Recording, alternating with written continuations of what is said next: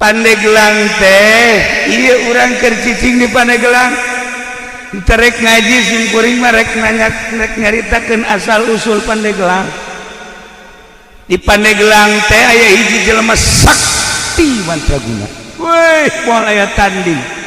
Ngaranna Ki Buyut Papak. Ki Buyut Papak teh moal aya tanding lamun gelut. Moal aya tanding lamun ngamasalahkeun masalah kiai. Kakiaian aya di manehanana, kajawaraan aya di manehanana. Ki Buyut Papak teh boga kaistimewaanana mun dibeulem teu teurat.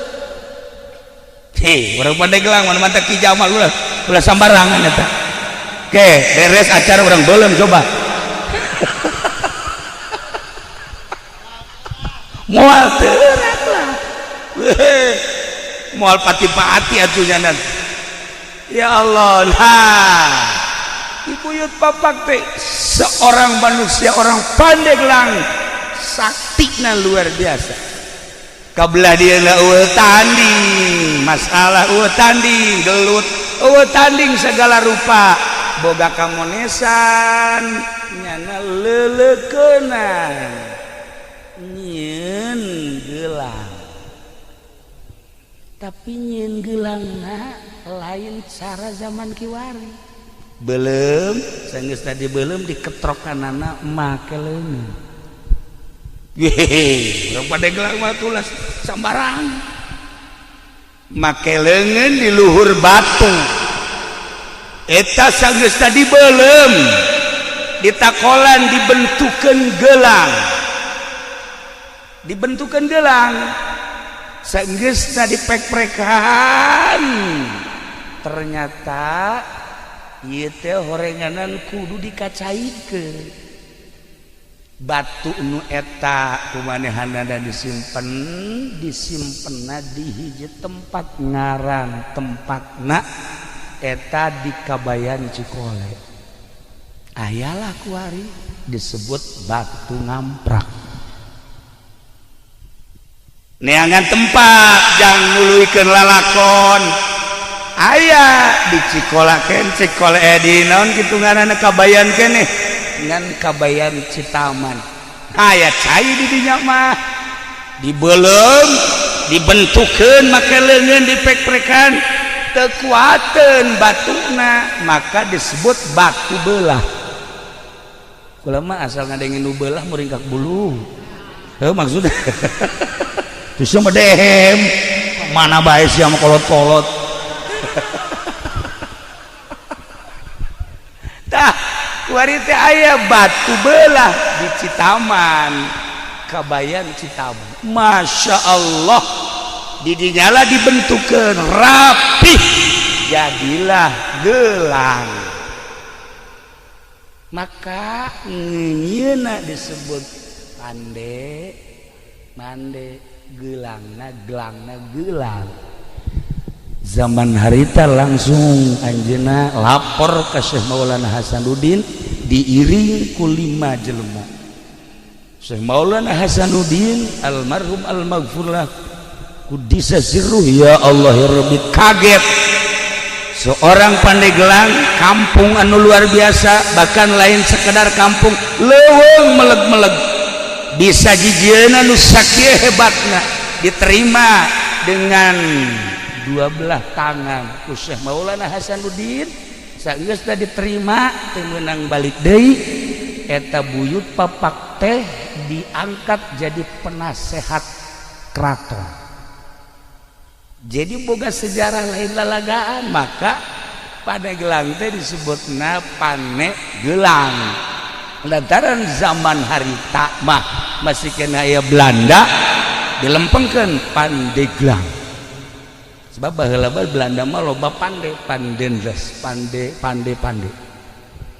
dan lain-lain sebagainya. Nah, iyalah asal usul Pandeglang. Cik sakawal mah lain kitu. Sasari Hidayatullah teh nyerang Banten, babat Banten nu dititik beratkeun ka Syekh Maulana Hasanuddin pada tahun 1512 berhasil Banten teh dikuasai ku Syekh Hidayatullah tahun 1570. Maka Syekh Hidayatullah teh nitipkeun Banten sebab geus selesai. Kaselesaiana saur Syekh Hidayatullah, alhamdulillah Banten geus jadi milik urang. Terus sampaikan ke Lampung, belah dituna Brebes, Tegal, lain letik-letik keraton Banten teh di Brebes di Tegal, belah dituna Lampung. Masya Allah, Pajajaran teh ieu teh beunang ku Banten. Maka cek Syekh Hidayatullah ieu ngaranna Peni Gelang. Peni teh nyambung, gelang teh gelang nyambung gelang, bahasa kinayah. Maksudnya nyambunglah perpolitikan, nyambunglah perekonomian, dibangunlah ku Syekh Hidayatullah perpolitikan atas nama Banten jeung perekonomianana. Maka Banten teh boga Pandeglang lain letik-letik sejarah. Hebat Pandeglang teh, bantak bangga orang jadi orang Pandeglang. Boga sejarah dibaca lain sekedar ku orang Serang, lain sekedar ku orang Banten, dibaca di Belanda, dibaca di Jerman, dibaca di Perancis, dibaca di Inggris. Pandeglang teh sejarah internasional dengan nama Pandeglang seperti itu. Wah, Pandeglang. Tapi cekaruhuna lain kitu Pandeglang teh. Pandeglang teh sawarehna nyebutkeun ieu teh maksudna dedeleuan anu jelas. Bahasa dedeleuan anu jelas teh negla. Di Pandeglang teh aya hiji lembur ngaranna eta Sang Hyang Herang. Sang Hyang Herang kudu ka amat menyebutkeun nanya bangsa kemodal kos kitu momal nyaho samatu. Di mana lembur Sang Hyang Herang teh? Di dinya teh aya batu, daerahna rada pasir. Di mana? Herang. Sang Hyang Herang. Itu nyaho jepres ya. Itu sejarah sih bakal ditembak ke orang Prancis ya. Di mana? Ya, Sang Hyang Herang. Di dinya teh rada pasir.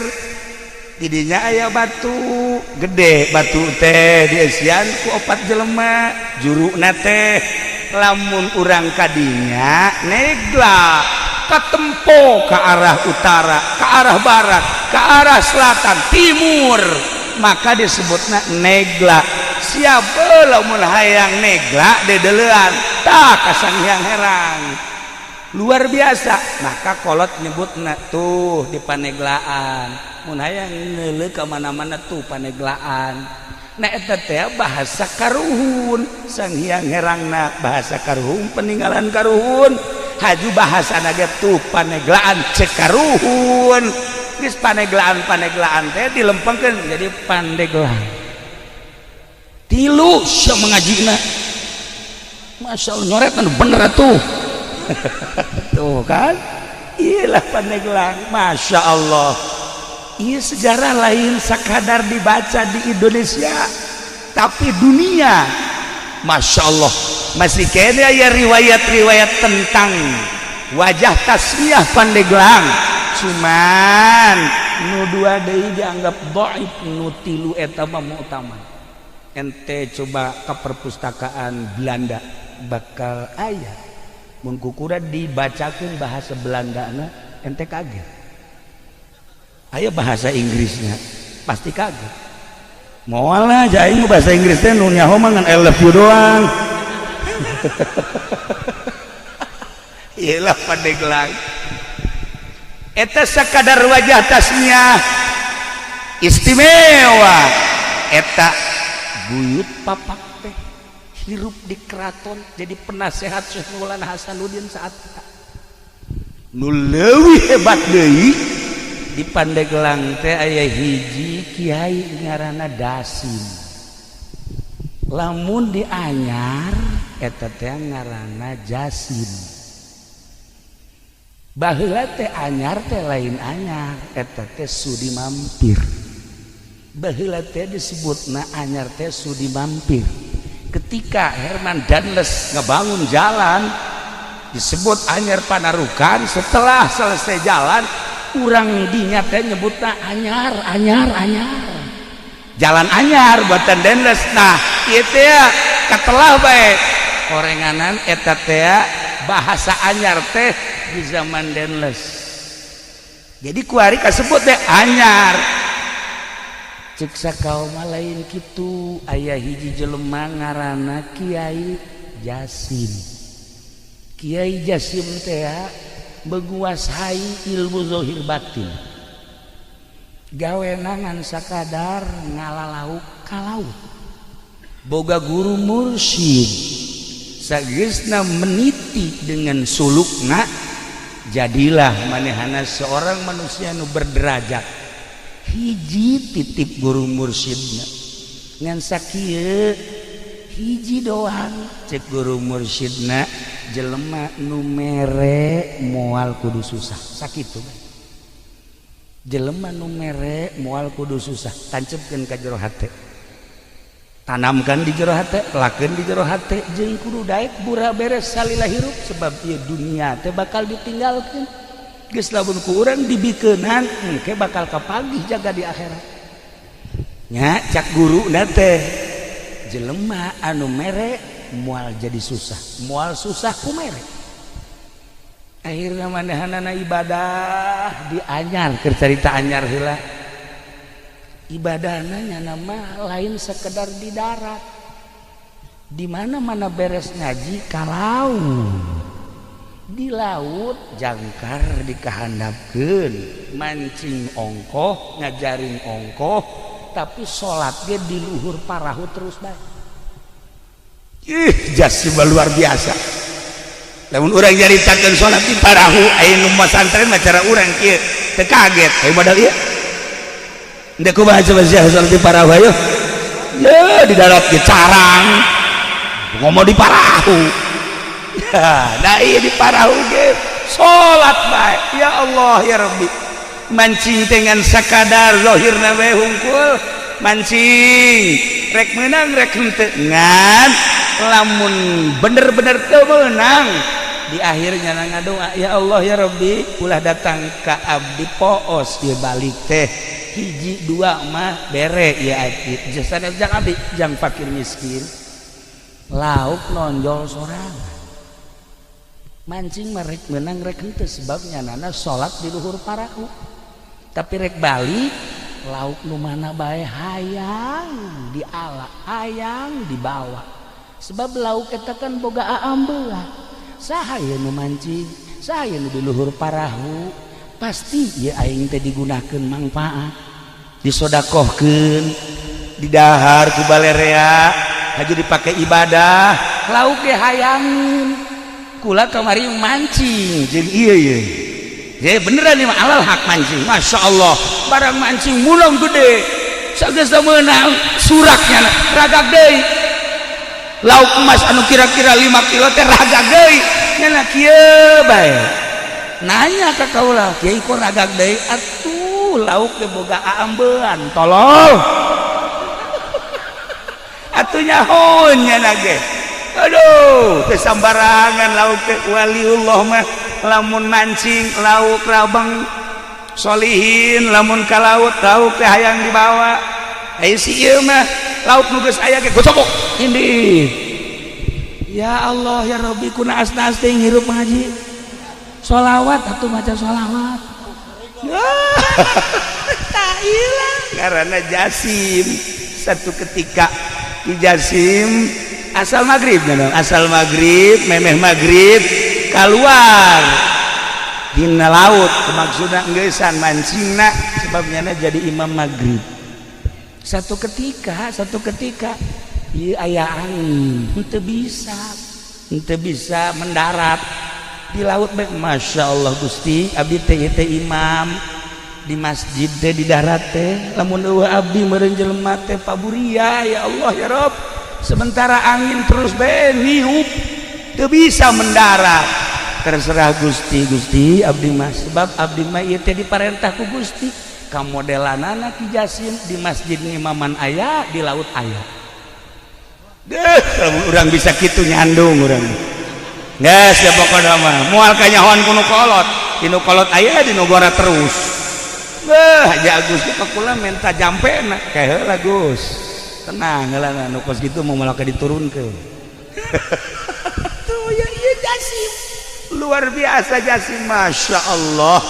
Nah satu ketika anjeunna ngadenge di darat teh budak leutik ceurik aya tiluna nu ceurik teh ditanya emakna bi ieu kunaon budak careurik hampura Pak Jasim kunaon ti kamari budak ieu lapar candahan. Masya Allah atuh lain bebeja cek manehanna lauk anu menang di laut langsung dibikeun kabeh kena di dahar bahkan manehanana manitip di besi aya jelema-jelema nu kalaparan anu hese dahar bebeja ka kaula insyaallah kukula dibantu percis ku si eta mah kitu mun aya anu cerik bebeja ka kula asal nu cerikna umur 17 tahun cewek deui mah bengkol bae jelema heran aing mah sahilah Jasim. Akhirnya Ki Jasim teh terkenal di daerah anyar teh baheula mah sudi mampir keneh ditaluturkeun ku urang dinya boga elmuna naon sih Pak Jasim Kiai Jasim hiji beti guru nu mere moal miskin moal susah ku sebab mere eta beti guru kula dipraktekeun ku urang dinya boga saeutik bikeun Masya Allah muyah mayah berkah asal yakin modalnya yakin ikan nu hese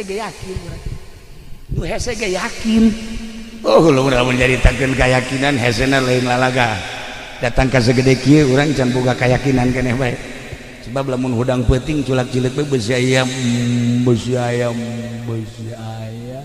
momonun si aya pocong eta karana teu boga keyakinan kos kitu tah ya urang mah kana rezeki bae hampir teu yakin padahal Allah ngajelaskeun dina Al-Qur'an tapi teu daek yakin masih kene meronta kene tah ieu lah Jasim ditaluturkeun ku urang dinya berarti ngamuridkeun ilmu nu dipraktekeunana jelema mere moal miskin nu mere moal susah sakitu bae akhirna muridna loba geus loba muridna nyana ka Mekah berangkat balik ke Mekah Masya Allah ingin masjid di Anyar tah masjid nu pertama ngabangun di Anyar eta ngaranna Jasim mantap besi aya jalan Haji Jasim bari geus apal dong besi ente ka Anyar ieu teh aya jalan Buyut Jasim eta manehanna nah eta Jasim teh ya lantaran ngabangun masjid urang dinya ibutna anyar masjid anyar nu tadina ngaranna sudi mampir kuari ngaranna anyar hiji sababna jalan menang denles nomor kedua sababna menang Abuya Jasim nu indah deui Dasim mah di Pandeglang kehebatan Dasim ibadahna nya nama di leuweung bae naik ke tangkal kayu sholat di luhur tangkal kayu wih hebat jasa ngadengena mah urang ngeunaheun si ieu ge sok naik ke tangkal buah batur deh beak kabeh naik tangkal kalapa beak buah beak entek si mah kos kitu beungeut kucem kadeulna ieu Dasim istimewa ibadahna zahiran wa batinan mantak di Pandeglang mah istimewa sebenarnya mah Kiai Zohir Ambalaya Kiai Batin ge loba Kiai Zohiron wa Batinan Ambalaya Pandeglang baheula mah urang Tangerang urang Bogor urang Sukabumi urang Cianjur masantren teh lamun encan ka Pandeglang can anggus sebab di Pandeglang mah loba ulama Zohir Batin pokona hebat bae Ki Dasim mah sebab manehana mah nyandung opat lamun ka mamana ieu pamajikanana ngabring opat tilok ribut jangan babager lamun nu ieu ngalahirkeun ditungguan ku nu tiluan lamun anu kadua ngalahirkeun nu tiluan ieu nungguan ngaropean masyaallah mang nyangukeun mang nyeseuhkeun dongengna be urang resep kitu teh bisa manteu ieu dasim aya di Pandeglang aya hiji jawara urang Tangerang nyabalah ka Kiai Prawira almarhum almaghfurlah kasekong bebeja mali bejakeun ngaranna sebab eta anak incuna loba keneh ayeuna bebeja mama abdi malah embung ilmu naon hayang ilmu naon tuh hayang ilmu bisa nyandung ulah sia nyandung mah engke eungap di dunia nu sakieu legana bakal karasa eungap nyawa sia kolong leuit eungap nyandung leuwih eungap tibatan cicing di kolong leuit sempit sia karasana imah nang ngabangun urang tapi urang agag-agagan di kadinya imah nang urang mobil nang urang tapi ketika urang dek balik aya eueuhnya tah leuwih serem tibatan sepaan eta lamun nu kolot nu ngora mah biasa bae sih indah bae tah maung leuwih tibatan maung nu kolot lamun geus manyun bae waduh hareuda komo lamun geus jebris waduh jantung murang cek Mama Prawira ulah lah mun bisa mah ulah teh kula mah ya hayang nyandung menta jampena dibere kieu jampena nya ieu dengekeun ku kabehan lamun urang ngala wudu ti zuhur wuduna eta kudu ditandean dina ember asar tandean dina ember cek Mama Prawira maghrib isya subuh tah serius haju aya kalapa hejo papas luhur jeung handapna bolongan saeutik setengahna inum ku urang setengahna deui cokot tah cai ti ember anu meunang wudu tadi hijikeun ka dinya haju tutupan bacaan ku maneh engke inumkeun ka pamajikan maneh ngan babacaanana moal dibikeun sakitu atuh sia nyarandung kabeh iya nu bahayana ya yang medit-medit mun kitu boga duit teu nyandung tah ieu mah bal dipikeun ieu carita Mama Prawira we akhirna dibacaan saenggeus teh dibacaan inumkeun sesana kalapana ieu pendem hareupeun lawang saha lawang imah urang geus insyaallah dilaksanakeun jampena doang nu moal dibikeun tah eta alhamdulillah nu kolot nu ngora kabeh opatanana namun ka mamana ngabri akur istimewa we pokona masyaallah ka mamana ya Allah bajuna akur sagalan akur tilok marara sama sakali eta jampe ti Mama Prawira banjurna luar biasa nah eta ngara barang ditanyakeun mama eta Siti saha jampe ti Mama Dasim baheula di Pandeglang teh aya ngaran Ki Dasim Kiai zahiron wa batinan ibadahna lain dihandap di luhur tangkal kayu ge salat bae iyalah Dasim jadi boga sejarah lamun di Anyar ngaranna Jasim lamun di Pandeglang ngaranna Ki Dasim kiai kabeh badak lamun urang nyaritakeun seputar Banten kabeh ge boga sejarah Baros seorang nama manusia intelek ngaranna DJ Baros anu ngasahkeun keratonan Banten setelah babat Banten teh ngasahkeunana DJ Baros teh ngaran jelema ya aat badinya dagang can nyahonan naon Baros tuh kan istimewa nah iyalah seputar ngaran-ngarana lamun ku urang ditataan kabeh ge aya wajah tasnya Labuan, Anyar, Caringin, terus Karangbolong eta teh aya titi mangsana nu mantak di ngaranan eta teh Pandeglang, Serang termasuk Banten mah geus kacelun ka aun-aun kapancara ka mana-mana ka beja ka unggal negara harapal kabeh tentang Banten nah ieu Pandeglang teh heula ieu teh julukanana nu asli nama Kota Wali. Baheula sempet di zaman Belanda teh disebutna Kota Wali teh. Kabelah dieuna diganti Kota Santri. Kabelah dieuna diganti Serambi Mekah zaman Pak Harto. Kabelah dieuna kuari, masya Allah, segala rupa aya di Pandeglang. Segala rupa aya di Pandeglang geus pokona mah hese nyaritakeunana. Begal orang Pandeglang. Pamalihan orang Pandeglang, tukang nyandung teu bener orang Pandeglang. Segala rupa orang Pandeglang bae geus anu katangkep di Mekah teh mukimin orang Pandeglang. Wahara.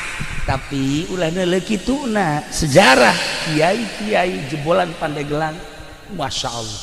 Mantak urang bangga di Pandeglang. Aya Ki Bustomi, aya Abuya Cidahu, kuari seungit. Kiai Mupasir, Mama Ujang di dieu. Deuk ka mana di neangan ilmu teu kudu jauh-jauh. Beakeun ta ilmu Mama Ujang. Ujianana moal beak datang ka Iraha gitu. Tuh Mama gitu kan Ki Mupasir ente munah yang zuhud ka ditu.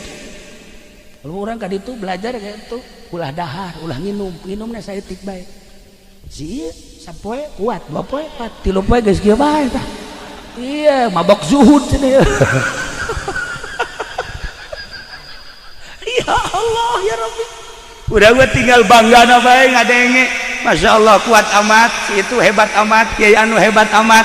Dan mantap kula mah tanpa sepengetahuan kiai-kiai anu bersangkutan kula mah penting sok kadoakeun kemudian dihadiahan nu nyaho kabeh ge nu mantap cara rintaeun sebab kulana sok kirim Fatihah ka ieu ge sok ila hadatir ruhi fendi al-Fatihah geus we gitu asa geus paeh tapi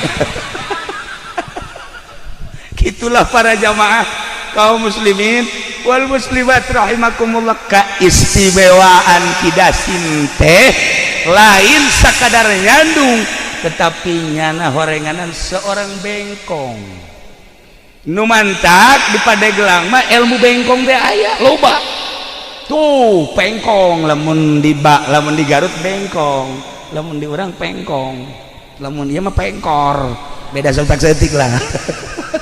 Ta eta teh keistimewaan kidasim teh bisa nyepitan, bisa nyundatanana babacaanana tuh baheula kula boga babaturan diturus eta teh almarhum Kiai Haji Hasim kabelah diana bareng jeung kaula di Garut Kiai Haji Tatang eta ilmu pengkong nama aya tadi dia diturus tah bahkan loba nu ngaralep tapi kidasim mah nyana mah kidasim lamun nyaba aju aya budak hayang disudatan kadia dicekal doang gitu make ieu doang simpreng beres make curug doang simpreng beres langsung hebat tak kidasim dakwah teh lain sakadar ngaji lain sakadar ilmu batin kajandung nyandung punyana didakwahkeun encan sampurna lalaki lamun can nyandung sakitu kapan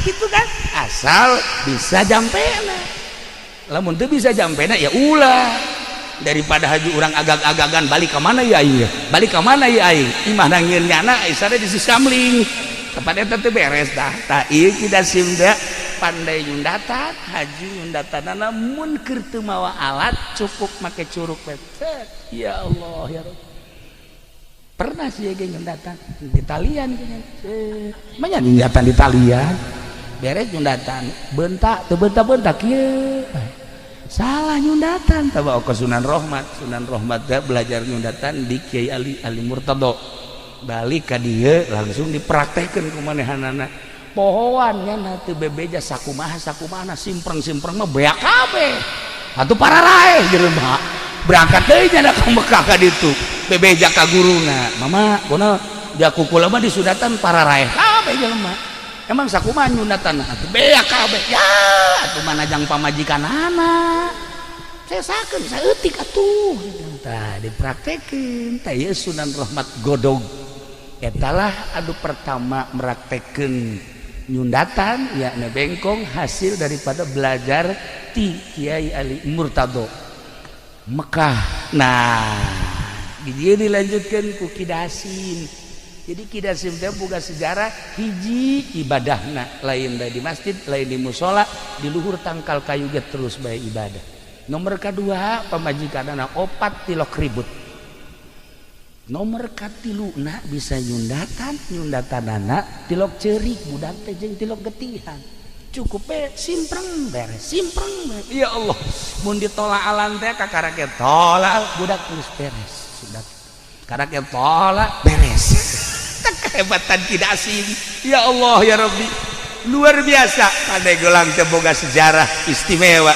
Lamun urang nyaritakeun ahli batin di Pandeglang, almarhum Abah kula sok dongeng ketika masantren di Prakiwai Kiprewira sok milu sekong sok milu jamiahan Kaki Abdul Halim sok tukang mawa kitabna kitab Mama Sekong eta teh nu diajina mah Jamul Jawame beja cak Abah teh kos kitu.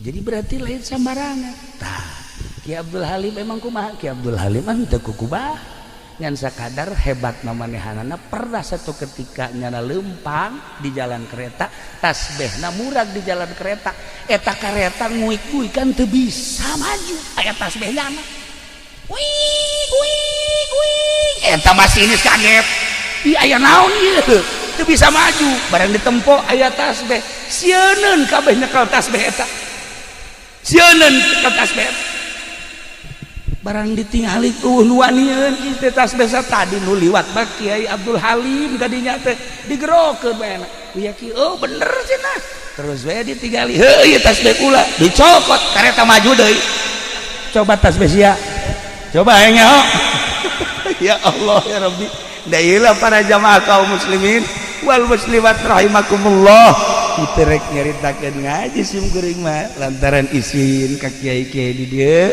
wirang ka ama cacak-cacak ama masih kuring ya insyaallah meureun hiji hadis dua hadis mah aya nu apal ngan kulantaran deui aya ama taaduban ka ama embung lah mendingan dongeng seputar eta bae mun ku urang dicaritakeun mimiti babad Bantenna terus ka Pucuk Umbuna terus ka Serang terus Pandeglang Labuan aya saha di Labuan teh kaya di urang teh aya Syekh Daud Cibandat aya Syekh Asnawi Caringi beuh belah dina aya Ki Husein Carita geus puguh di Bantenna aya Syekh Maulana Hasanuddin aya Syekh Yusuf ya Allah ya Rabbi kabelah dina aya Ki Abdul Halim aya Mama Armin Cibuntu Kiai Prawira beuh pohara jasa disusul kuno kamari ieu urang apal Abuya Cidahu Abuya Bustomi jeung saantara urang nyaritakeun baros nyaritakeun Pandeglang mah kaya santri kaya ustad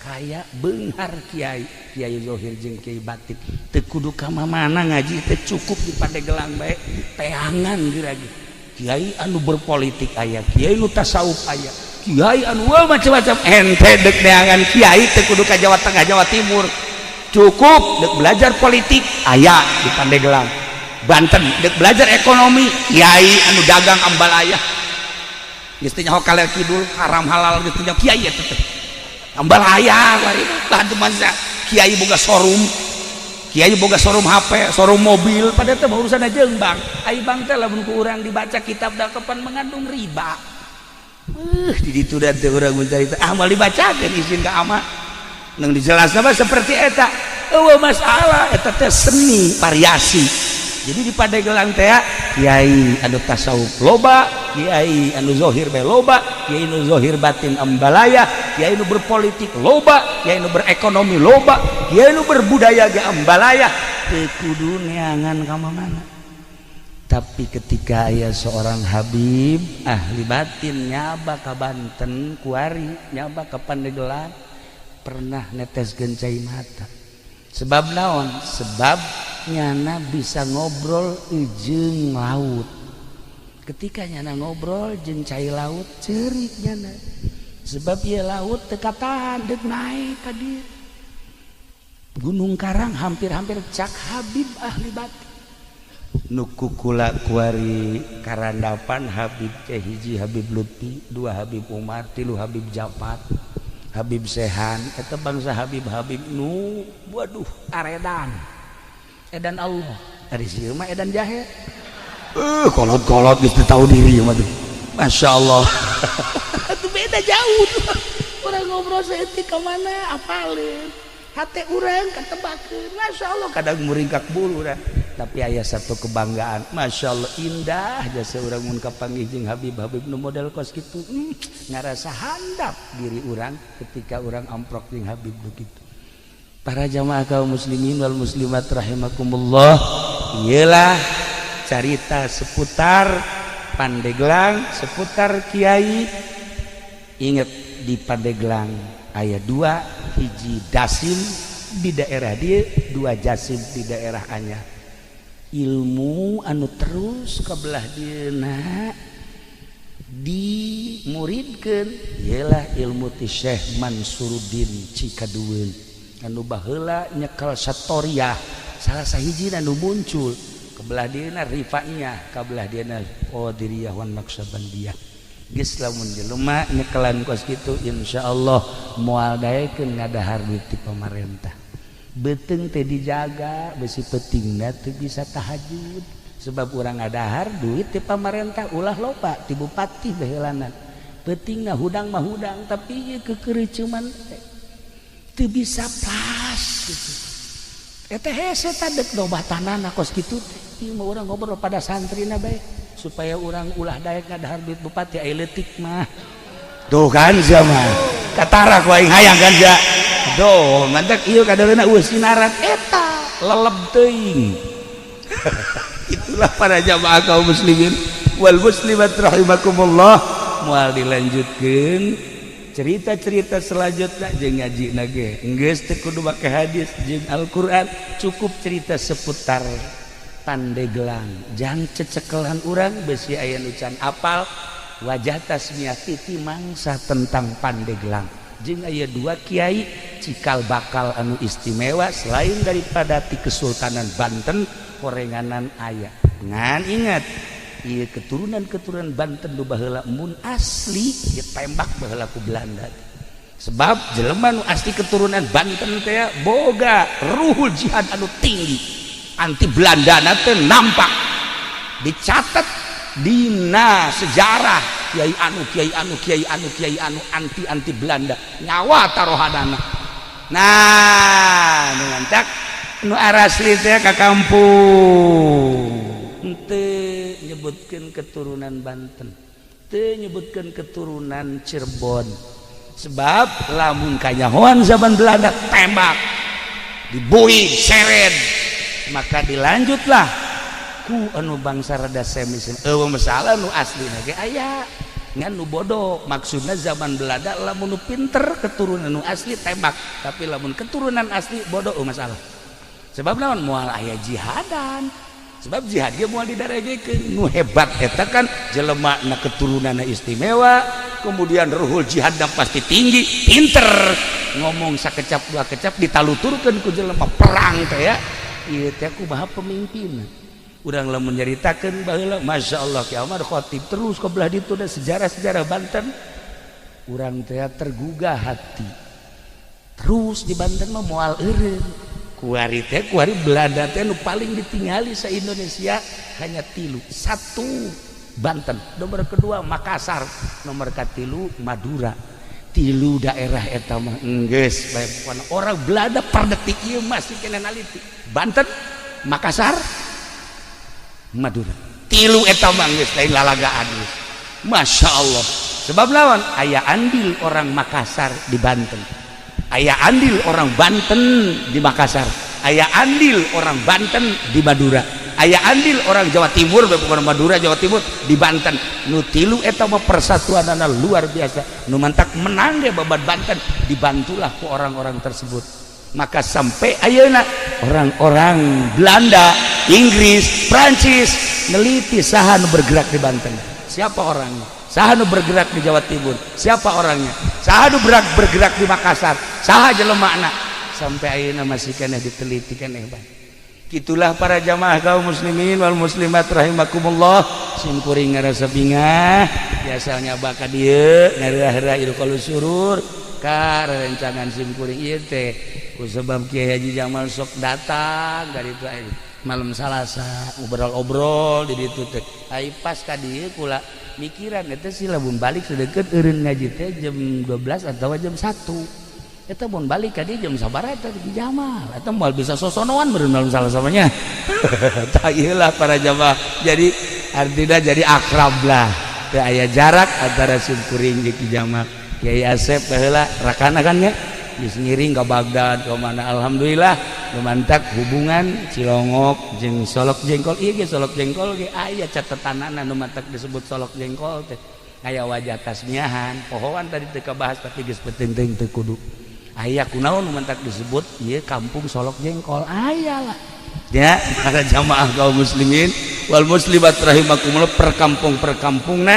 ieu teh aya menang Belanda baheula sejarahna aya di Belanda di Indonesia hese mun urang neanganana jadi mun hayang apal urang kudu ke Belanda ka ditu hese nah gitulah malam ieu alhamdulillahirabbil alamin jang menggugah sejarah ternyata Pandeglang lain sakadar daerah biasa-biasa kaya dengan potensi-potensi anu berjuang di keagamaan sampai ayeuna Pandeglang tetap diperhitungkeun kiaina jeung santrina ulah dikira Pandeglang lamun geus turun we ka Jakarta wah urang Jakarta sarieun beak sapi beak pasar beak urang Pandeglang itulah ya jadi malam ieu sakadar membuka supaya tergugah hati urang-urang Pandeglang supaya neruskeun sepak terjang leluhur urang sepak terjang karuhun-karuhun urang anu ibadahna nu ditataan kiai-kiai aya catetanana di Labuan aya kiai sabaraha kiai nu hebat di Anyar sabaraha Caringin aya sabaraha terus ke belah dieu ka Serang aya sabaraha Pandeglang aya sabaraha wah istimewa nu panglobana di Pandeglang di dieu gitulah seputar tentang Pandeglang hatunan kitu garada simkuring hapunten tina samudaya kalepatan sareng kakiranganana urang doakeun ama mudah-mudahan dibere kakiatan ku Gusti Allah Kiai Jamal sekeluarga mudah-mudahan dipasihan kanugrahan ku Gusti Allah kitu kene keluargana Kiai Asep jeung sajabana sadayana mudah-mudahan aya dina rahmat Allah Subhanahu wa taala urang nu haladir di dieu di berbagai elemen mudah-mudahan sami-sami aya dina tantaingan Gusti Allah Subhanahu wa taala doakeun simkuring insyaallah ngadoakeun urang pada silih doakeun dalam rangka lillahi kalimatillah sekemampuan urang pondok pesantren anu dakwah mimbar anu di pemerintahan anu di perekonomian hayu pada babarengan dakwah menuju ridho Allah Subhanahu wa taala terakhir putra Kiai Haji Jamal anu di sekitar urang doakeun mudah-mudahan janten jelema anu sholih bisa neruskeun ramana akina jeung uyutna ka dituna dalam rangka lillahi kalimatillah sakitu ti simkuring hapunten tina samudaya kalepatan sareng kakiranganana wallahul muwaffiq ila aqwamit thoriq wassalamualaikum warahmatullahi wabarakatuh.